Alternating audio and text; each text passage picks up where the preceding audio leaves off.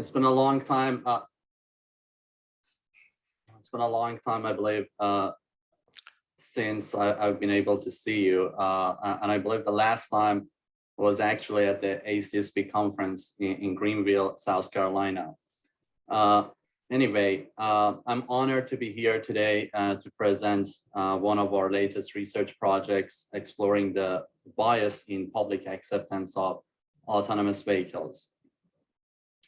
Like much of my previous research, in the beginning, there was a story, or at least I think in stories.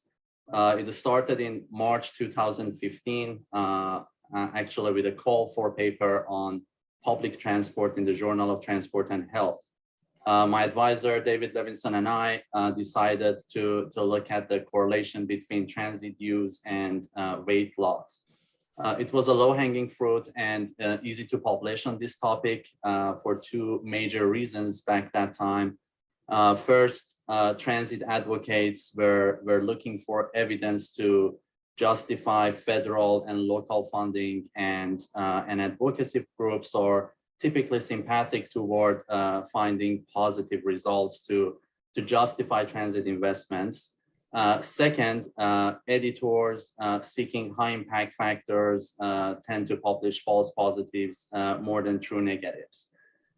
Long story short, the tempting effort ended up with me taking a challenging path to decry false positives by publishing a paper with the title of Transit Makes You Short. I wanted in the beginning to acknowledge that effort as it was the cornerstone for me to become familiar with publication bias and p-hacking in scientific research. For those unfamiliar with this term, p-hacking actually refers to selectively choosing data or statistical analysis to change results from insignificant to significant. Research conducted on the public acceptance of autonomous vehicles is no exception, and it experienced p-hacking and publication bias. AVs indeed have been another real-life example of the motto "fake it till you make it." And AV proponents promised that this technology would be a common sight in cities by 2020 and made bold predictions and massive investments. In 2016, an early version of the fully self-driving car was introduced by Tesla, while it required the driver to be fully engaged to prevent collisions. False claims by the AV industry go hand in hand with media-hungry public officials, or at least this handed them justifications to prepare for self-driving cars. Autonomous vehicles can open up greater economic opportunities for low-income communities, and how driverless cars can empower Americans with disabilities are just a few public benefit examples of autonomous vehicles advertised by media. In 2019, the US Department of Transportation issued a $60 million federal grant to support automated driving research. Hundreds of billions of dollars right now have been set aside for AV projects in the $1.2 trillion historical infrastructure bill. Much like my public transit story, and maybe worse, bias has been drilled into AV research. We speculate this is due to the financial interest and motivations for publications. But what I'm going to present here, though, does not test this hypothesis. Rather, I will present empirical evidence of bias in public acceptance of autonomous vehicles. We systematically search for online databases and use a combination of autonomous vehicle, self-driving vehicle, driverless vehicle, and automated vehicle with survey, questionnaire, acceptance, perception, and adoption search keys to extract articles published between 2015 and 2021. Our search resulted in 91 articles meeting our inclusion criteria. And we found that, articles are mainly published in 4 journals of transportation research, Part A, Part C, Part F, and the International Journal of Sustainable Transportation. Our statistics also show that the US happened to have the highest number of publications on this topic, followed by Germany, China, and most of the studies were published in 2019. We searched for 8 biases actually happening in different stage of the research, from the data collection and measurement to the reporting and publication stages. I give you the big picture of each bias and its presence in our retrieved articles in the remaining presentation.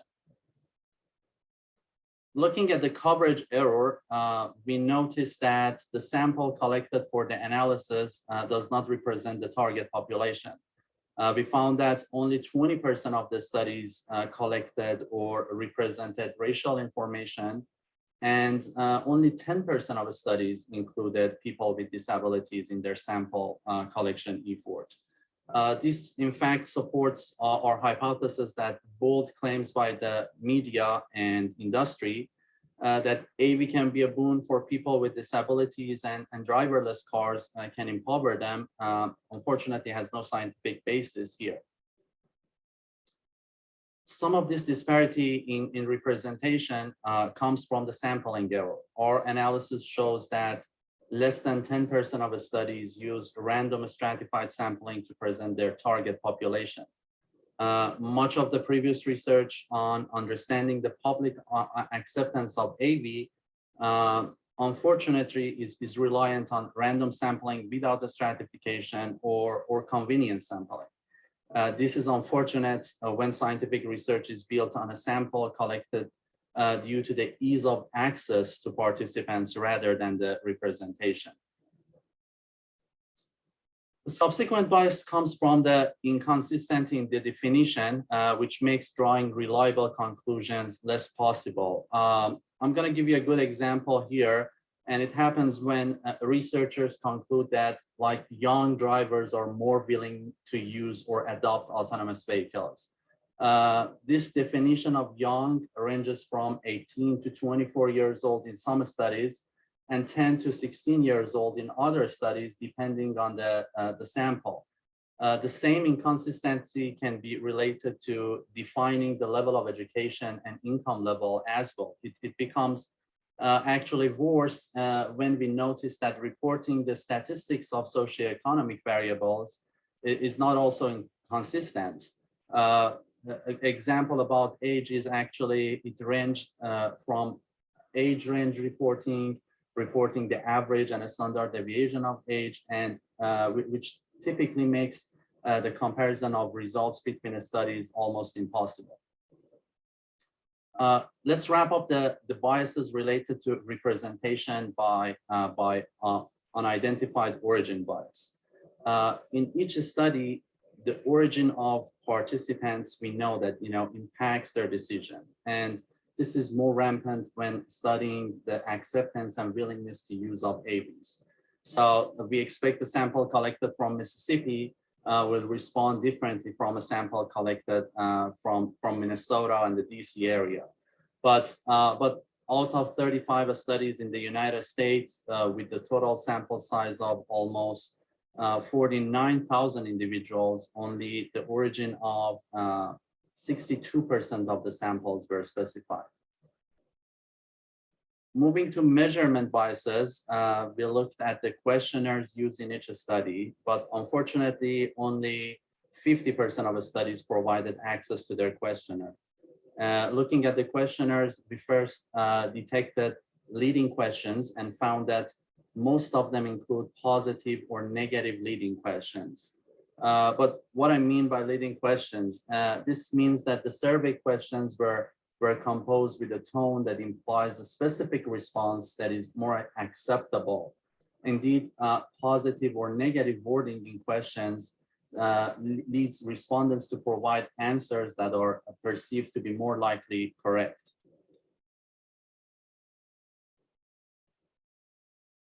excuse me. We also noticed missing questions impacting the validity of the analysis. We are aware that, our current mode of travel and knowledge and experience with AV definitely impact our willingness to use or adopt AVs in the future. But only 19% and 16% of the studies ask about the primary mode of travel and the prior knowledge of respondents about AV. The third and last bias related to measurement is suggestive information. Much more like leading questions, suggestive information disseminates non-neutral information about AVs impacting the choice of respondents when filling out the questionnaires. Phrases such as autonomous vehicles have the potential to radically transform our transport system and improve our living environment, or the technology is quite reliable, have been noticed in most questionnaires. The last bias, and the interesting one we examined in the sentiment bias, is presented that, here in this figure. This happens at the reporting stage, actually, when information is disseminated with a specific tone, attitude, or interest to imply positive or negative opinion. We use the standard neutral language toolkit to quantify tone positivity in both results and the title and abstract separately. We actually hypothesize that, authors are more likely to report a more positive tone in the title and abstract in comparison with results. And the reason is that, attractive marketing titles sometimes work depending on the audience. So as with most media articles, we found that the titles and abstract of AV research studies disseminate positive sentiment to their readers.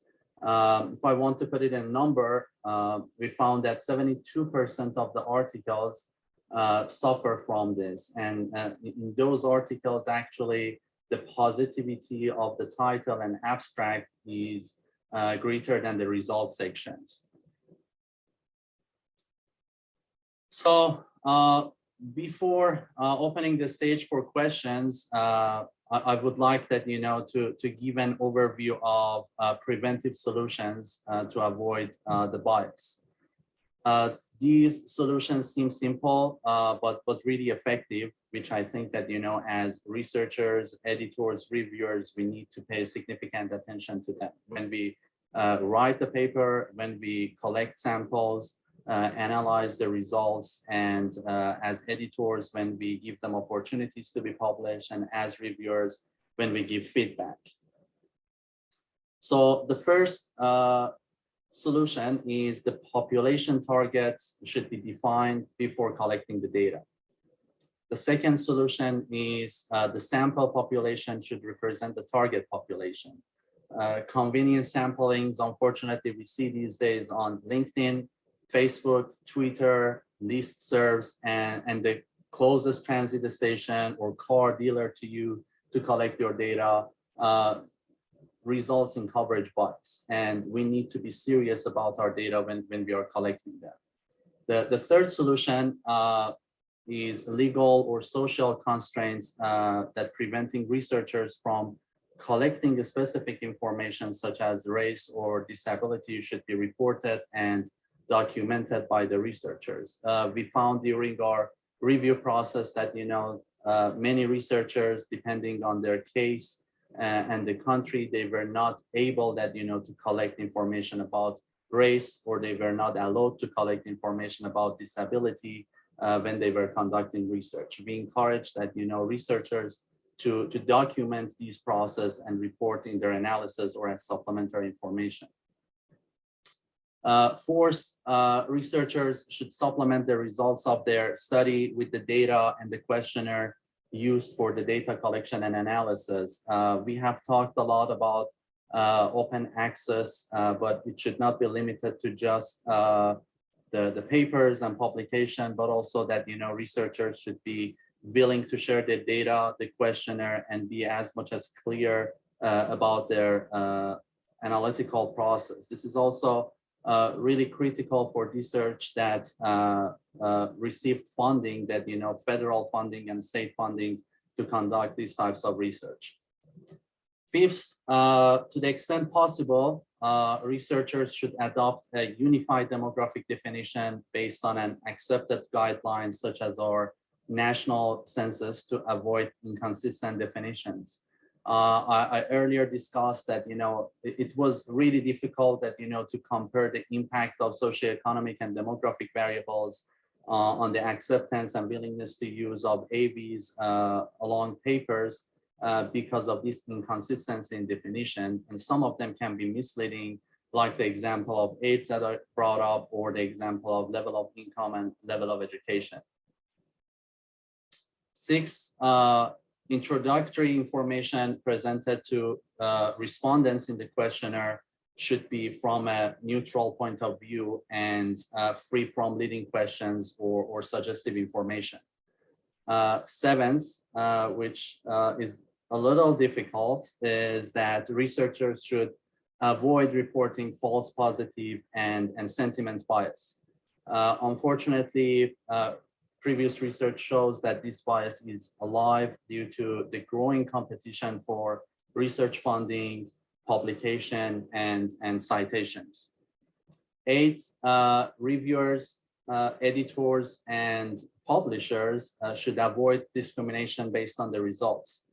Unfortunately, academia needs to accept this, that no finding is the ultimate findings, and given equal opportunity to each submission regardless of the results. This is particularly important as one explanation actually for reporting false positives by researchers is a significant delay in publication time of studies with negative findings or no findings compared to positive results. You can read more about our analysis, findings, and solutions in our published work, actually, in the Journal of Transportation Research, Part F. And this brings me to thank my PhD student, Fatima, who tirelessly worked on this, collecting the data and analyzes the data, and was patient in the process of the publication. And also the editors and reviewers who were really open-minded about our research and provided constructive comments to augment the primary findings and the version that you see. And thank you for taking the time to listen to our presentation today. I appreciate your attention. And now I would like to open the floor to questions. And thank you very much, Alireza. And so the audience, if you have any questions, you can either type your question in the chat box, or maybe you can raise your hand virtually. And in the meantime, I will try to take the advantage and ask my first question. And, from your research, we have seen, so many bias towards the AV acceptance and this related research. But how does this bias will influence the development of this field? Development of the impact on the industry development, you mean? Mm-hmm. So that's a really question, Jason. So as I mentioned earlier in my presentation, and the motivation of this study was that, this misinformation that fed the public, and not just the industry, but the unfortunate part for us, and the most important part for us, was public officials who are investing in this technology based on the propaganda of the media, the industry, and then which are that then supported by the results. So as I mentioned, that this is the based on the motto of fake it till you make it, and the public officials are buying it, and they are investing significantly on it to make it happen. But based on the results that are built on not sufficient data or reliable data, honestly, that we cannot trust the results, and we cannot say that these are the valid results. So, and you're working on another research actually with my students, and we kind of got to this conclusion that, the industry is aware of this, but they are hopeful that,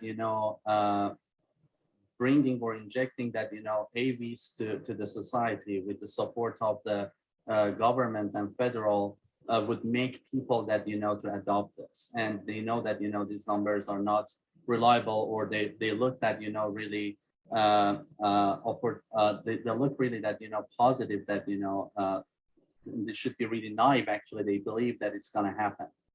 And we cannot make any conclusion, any reliable conclusion, as I mentioned, based on these studies, because of the biases in the data and the biases and I discussed. So to short answer that, short answer to your question is actually, it is just that, we believe it is giving a false information to the market that, people are gonna use it and they're gonna adopt it significantly, which it might not be correct. And again, we don't see any negative kind of impacts on the industry part that much, but the part that we are more worried about actually is the significant investments of and the supports of the federal from the taxpayers, which could be actually that, invested in other places that, we also are aware of it, the sustainable transportation, that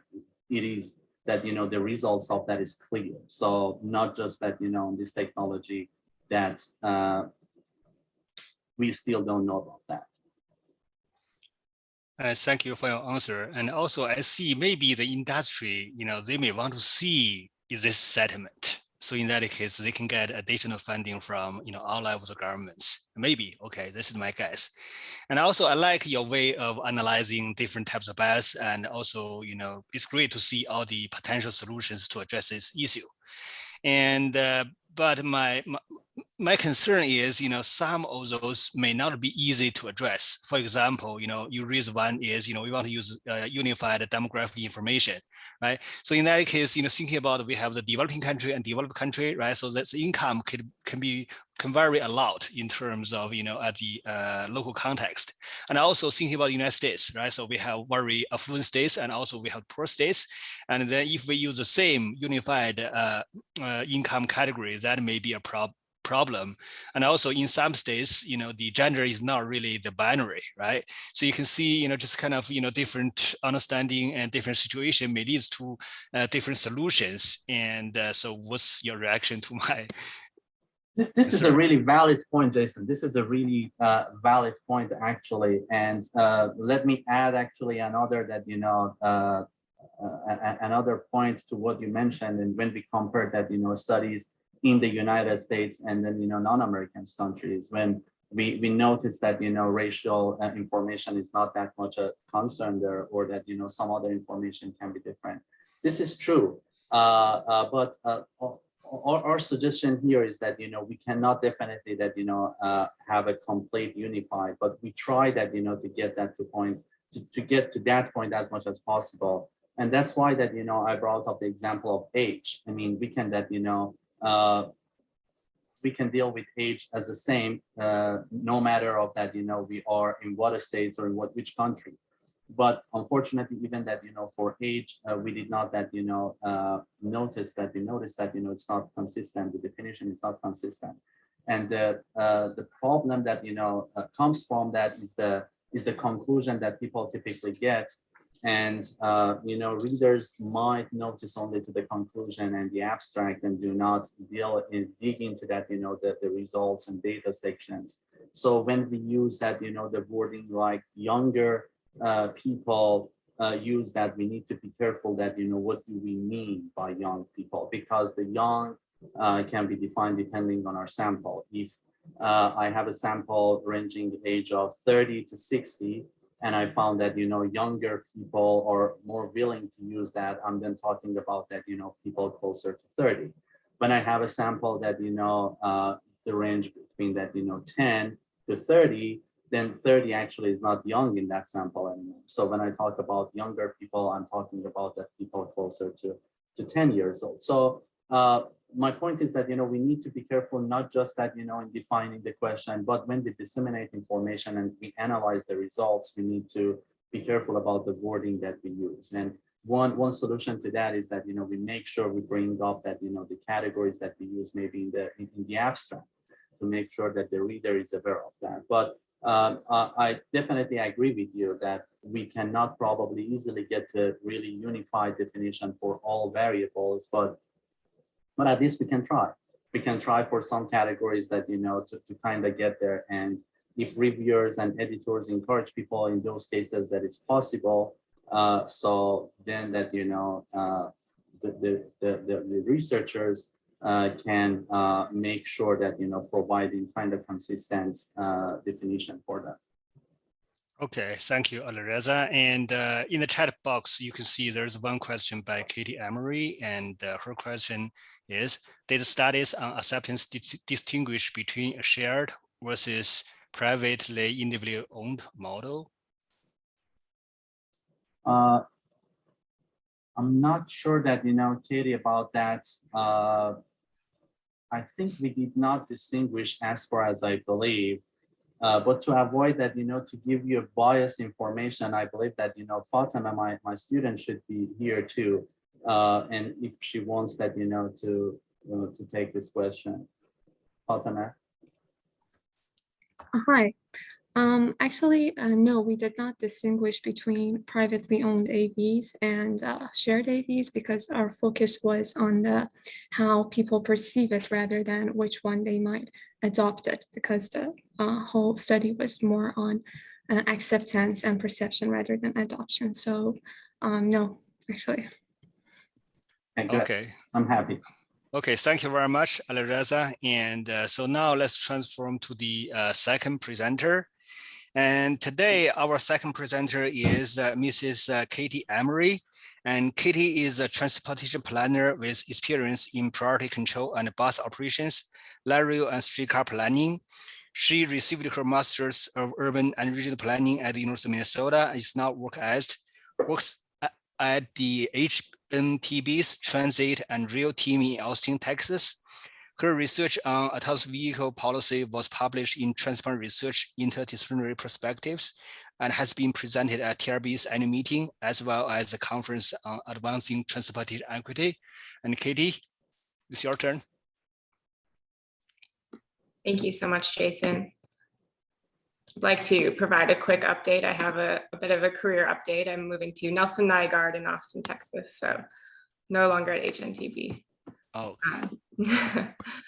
Sorry for not making that correction earlier. I will share my screen.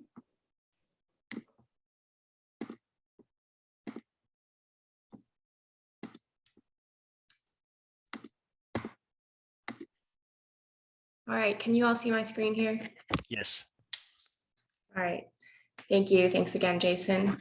As Jason mentioned, my name is Katie Emory, and I'll be talking to you a bit today about our research, my research along with Frank Dauma and Jason Cow, who are faculty at the University of Minnesota, on policy with equity implications and the patterns and gaps that we found within those policies. I'll give you an introduction and go into some of our methods. We'll talk about the patterns that we found and go into some examples, as well as some of the most frequently referenced policies that we found before we get into some of the opportunities that we also found for further policy development. So as many of us are aware, the widespread adoption of AVs, should it happen, will be one of the biggest transportation revolutions in over a century.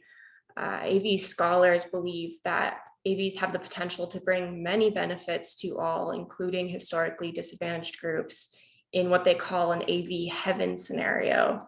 However, in the absence of careful planning, scholars believe that AVs may actually widen inequality, and we can see that some of these benefits might include increased access and increased connectivity, decreased emissions.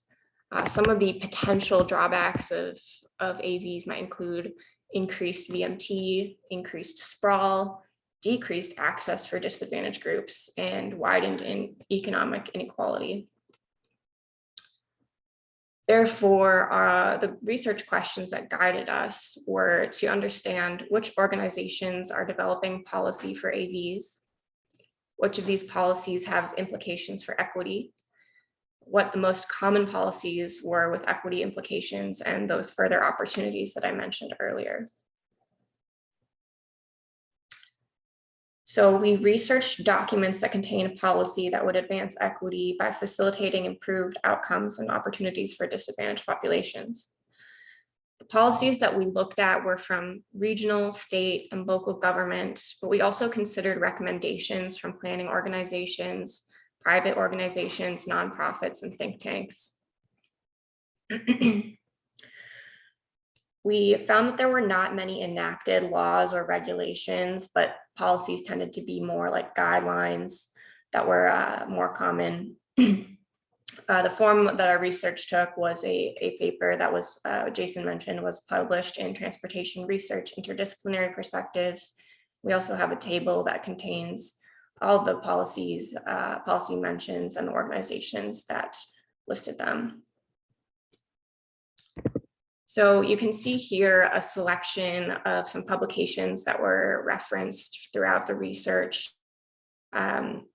We referenced these especially due to the emphasis that they place on the equity implications of their policy.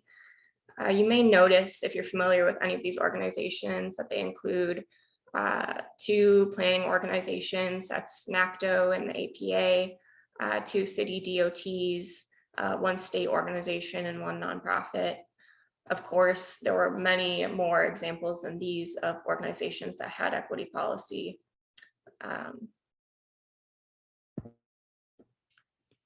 So we organized these that we found into 3 broad categories. These were access and inclusion policies that would provide specific benefits and targeted benefits to people with disabilities and the elderly, benefits to low-income communities, and benefits to rural communities. The second group of policies that we considered were multimodal transportation policies that revolved around shared models of AVs, transit, and active transportation. And these policies were crafted in the context of an AV policy document, so not just outside of that. And then finally, policies that affect community well-being were sort of third order policies that considered land use, sustainability, economic impacts, and safety issues.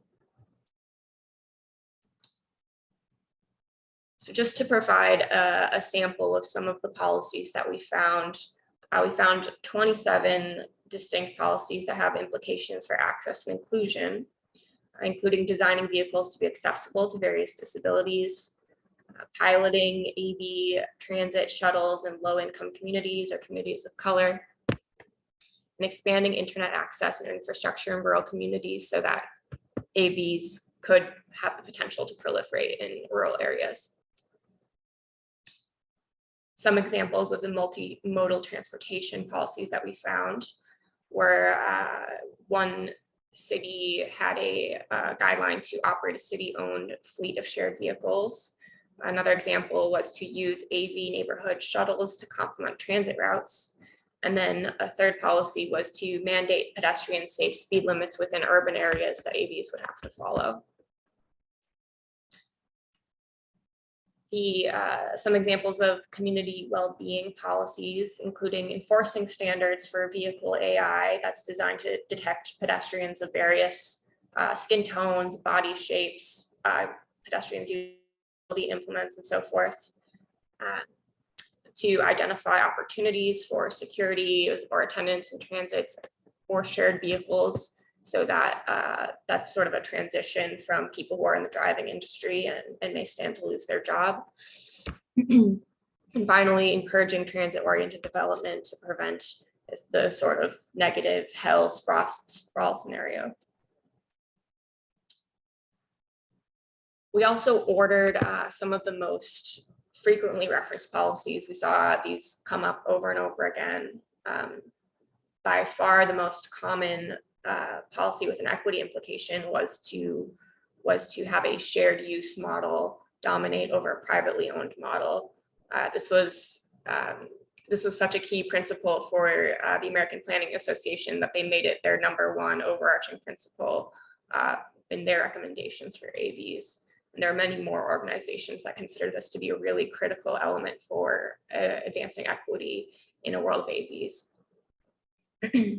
Other very common considerations for equity were to provide retraining opportunities for jobs lost to automation, broadly to avoid harm or help marginalized communities, to reconsider parking policies, so instituting parking maximums or removing minimums, considerations for converting parking structures or as they build new parking structures to make sure those might be converted in the future should they no longer be needed.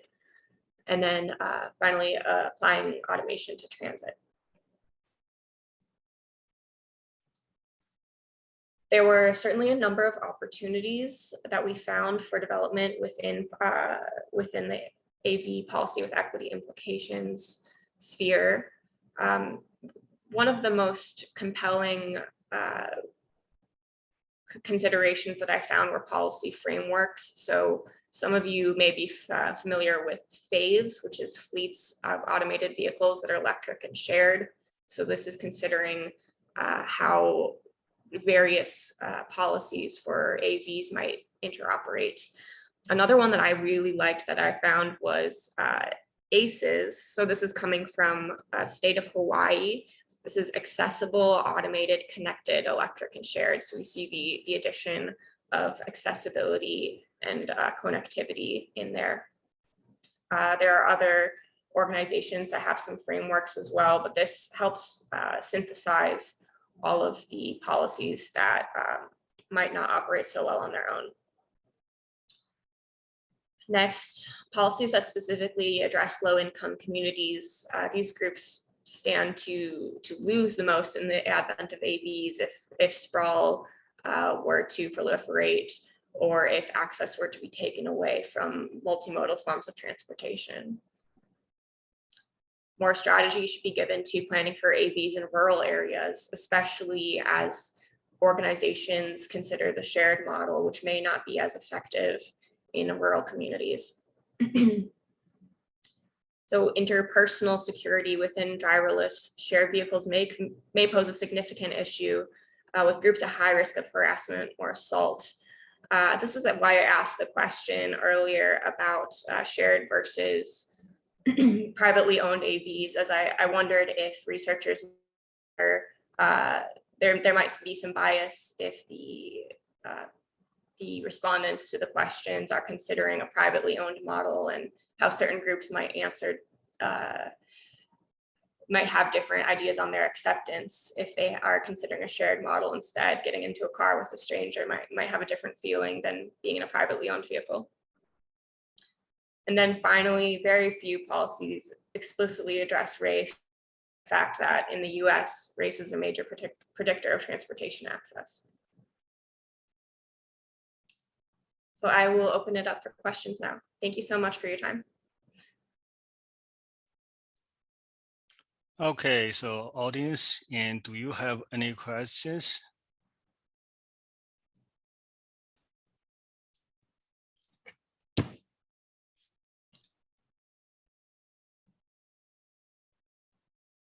Yeah, maybe I can raise one. And so I don't see many AVs on the streets, right? And do you think it's too early to think about this kind of policy?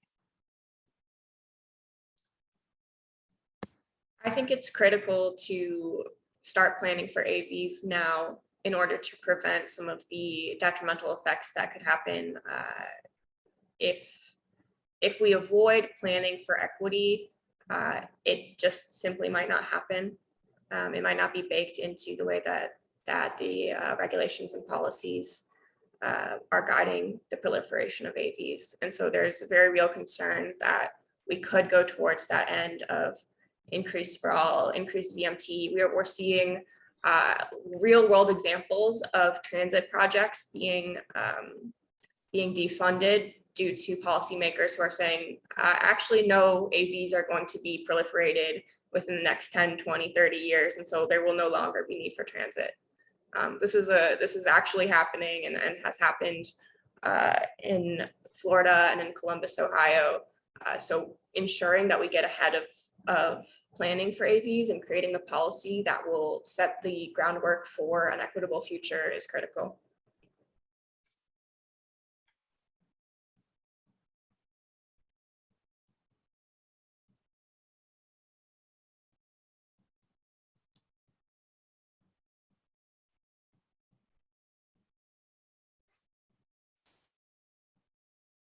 Any questions from the audience?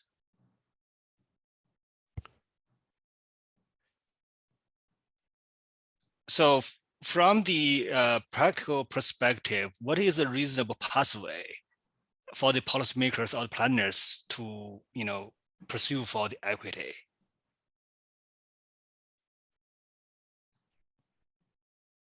I would encourage policymakers to review some of the existing policy documents.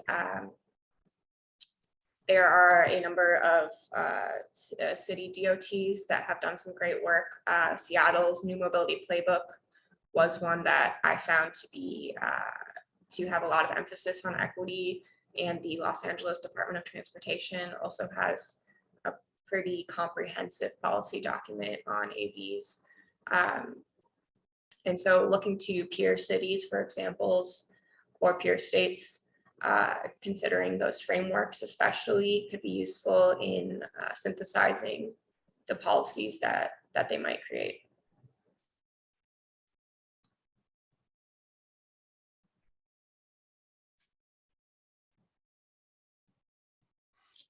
And have you noticed any other policy in your research? So this is from Alireza.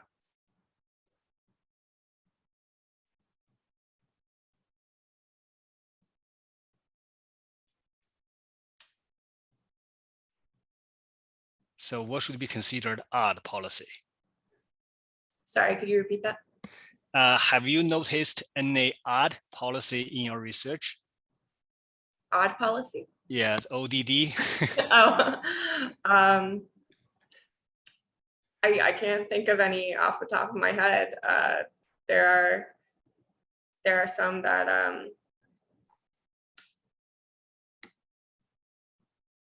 let me see. Yeah, I don't know that I could think of any that were negative, and we really tried to document the ones that had equity implications.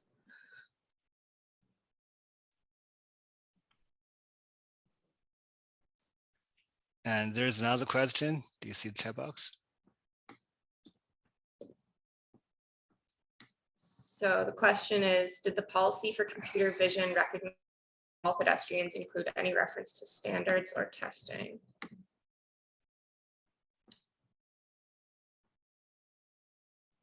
And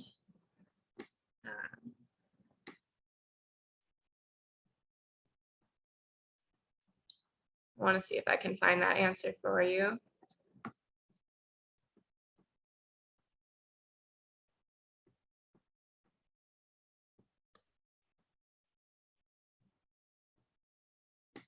I'm not able to pull it up right now, but I could get back to you on that, David.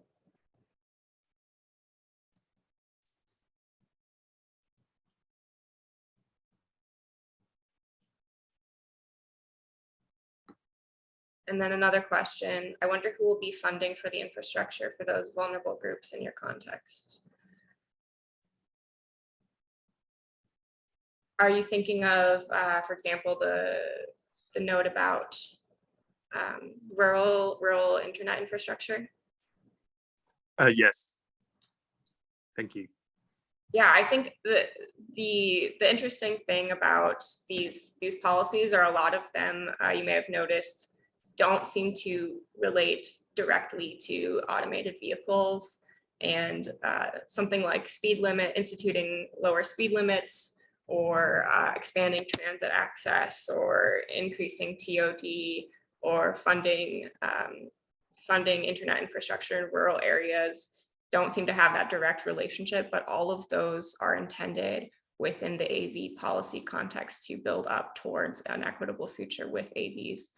So really, it depends. It's got to be a collaboration between the cities and the states and other organizations that are involved in expanding access. It might be nonprofits. It's really going to be a group effort to get to a world where AVs can increase equity for all. Thank you very much. Thank you.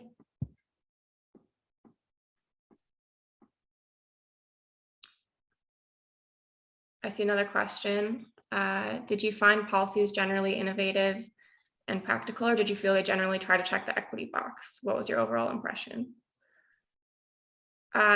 In some cases, yes, they were innovative and practical. In many cases, we saw, you all saw that one of the most common policies, quote unquote, was to help or avoid harm to marginalized communities, which really does not carry a lot of weight other than a very general guiding principle. So there were certain cases, and I tried to give you the examples of some specific ones where we did see really specific policies. But unfortunately, so many of the organizations that we found that were considering their AV policy only had a sort of check the equity box type of acknowledgement.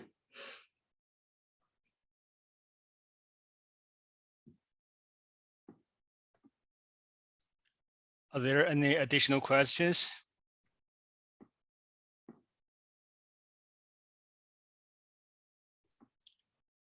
And thank you very much, Alireza and Katie, for your wonderful presentation and also your great answers to the questions. And our next webinar is going to be in late June, and the topic is about the high-speed rail and its insights for American development of land at a high-speed rail. And if you want to know more information about this webinar, and please join us to become AMS 50 friends, and then we will broadcast that information through that venue. And thank you. So I will see you. Bye-bye. Bye-bye. Thank you, Jason. See you soon.